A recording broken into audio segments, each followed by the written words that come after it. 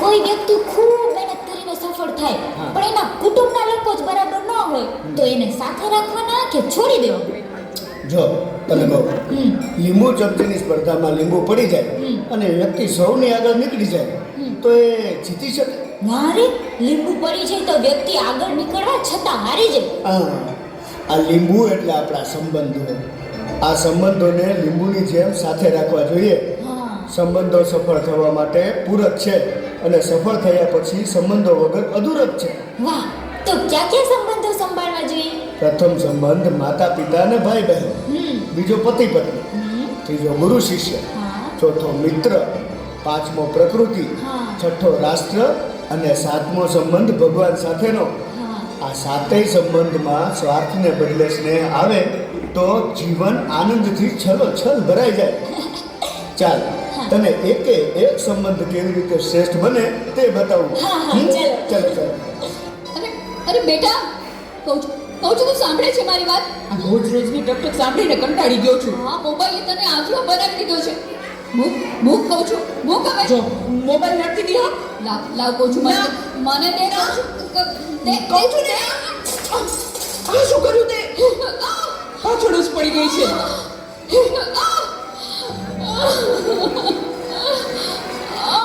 બોલાવતી નહીં હવે મને.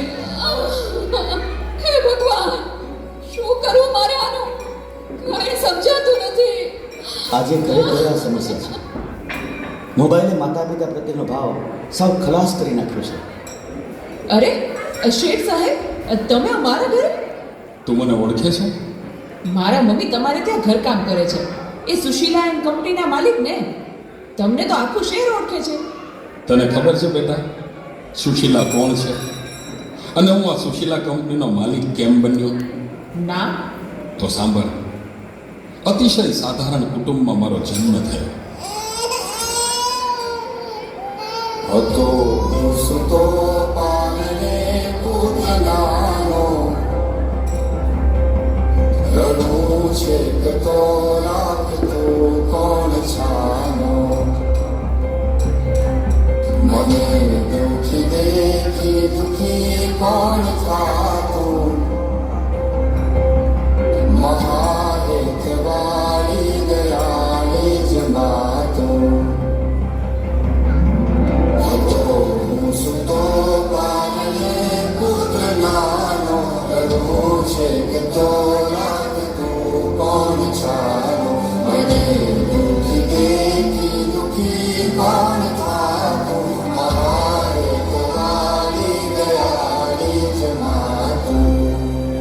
મારા બા અને બાપુજીએ ખૂબ મજૂરી કરી મને ભણાવી ગણાવીને લાયક બનાવ્યો. હું ખૂબ પૈસા કમાવા લાગ્યો. લગ્ન પછી જુદો રહેવા લાગ્યો અને મા બાપને ભૂલી ગયો. પણ કુદરતે મને થપાટ મારી. મારી બંને કિડની ફેલ થઈ. મારી પત્નીએ આ વાત સાંભળીને ડિવોર્સ લીધા. પણ મારી માએ જ્યારે આ વાત સાંભળીને ત્યારે ગાંડી ઘેલી થઈને દોડતી મારી પાસે આવી. અરે દીકરા એમાં શું બોજાઈ ગયો? હું છું ને તારી બા. હું જીવું છું ને ત્યાં સુધી તને કઈ નહીં થાય દીકરા. અરે ભગવાને મને તારા માટે જ તો આ 2 કિડની આપી છે.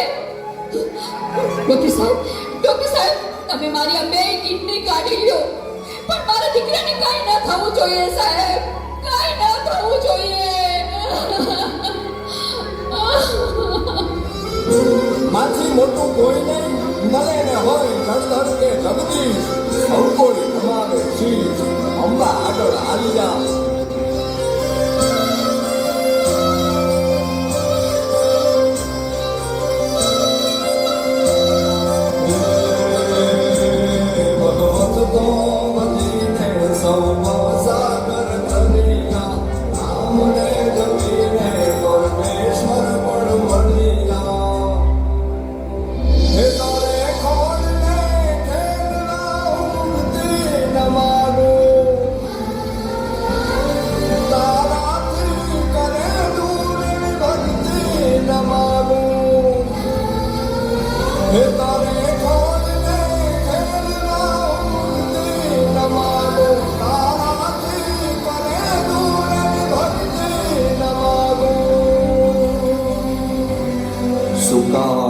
સુવાડે વિને કોડી પોતે પીડા પામકોને તને સાધતો તે મને સુખ માટે કટું કોણ ખાતું મારે તમારી દયાળી જમાતું